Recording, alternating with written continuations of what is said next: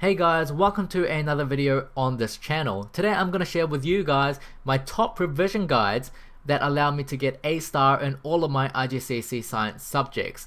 Now before we begin, I want to stress that revision guides are absolutely essential. It provides you with information on only the things that matter, and this will save you a whole lot of time when you're revising. Not to say that textbooks are absolutely useless, but it is a fact that a lot of information in these textbooks are not useful to you and quite irrelevant. So without further ado, I am going to share with you guys my favorite revision guides that I use to get A star in all of my IGCSE subjects. So the best companies that come into my mind for IGCSE guides are these two here. We've got the Hodder Education and we've got the Oxford University Press. Now I will say that when I was studying, I bought all the books from these two companies. So we've got the guides that look like this from the Hodder company, and we've got the books that look like this from the Oxford, and they both do a really good job at condensing the course into useful, relevant information, and they're both quite easy for you to understand. They do have differences though, and that's why I like to have both, because one book does better in some things than the other, and it's always really good to cross-reference books when you're studying, because one book may contain certain information that the other doesn't. As a general comparison, I think the Hodder ones on the left were a bit more user-friendly and vibrant compared to the Oxford ones in terms of the page design and the colors and things like that. But information-wise, whilst the Hodder ones did do a good job in simplifying the course and making it easier for people to understand, it sometimes felt that the information was a little bit lacking, right? Because they sometimes oversimplify things and condense things too much.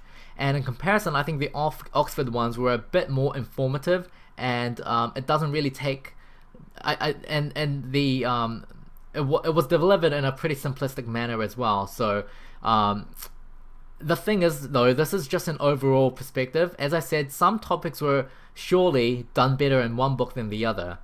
But what I will share with you is my personal preferences between the two guides for each individual subject. But of course, remember, as I said, having both will certainly help you out, as you can cross-reference the information and therefore reap the benefits of both books at once. So, if I were to have to force one per subject, this would be my preferences.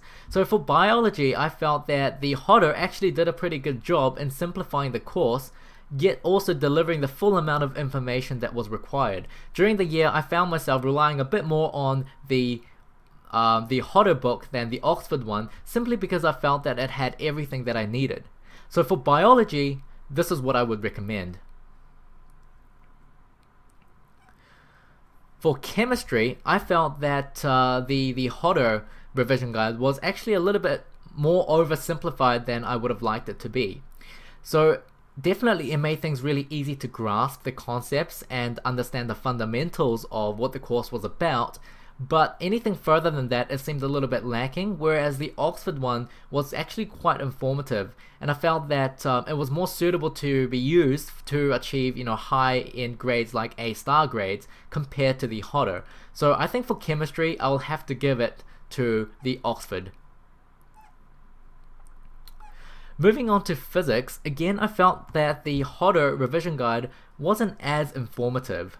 You could easily argue though that this is exactly what you want in a revision guide. It delivers the most important information in a really concise way, in which of course the Hodder does really well in doing so. But once you've covered the fundamentals and you're looking for a bit more depth in your study, I felt that for that purpose, the Oxford one was a bit better. So that would be my recommendation for physics also.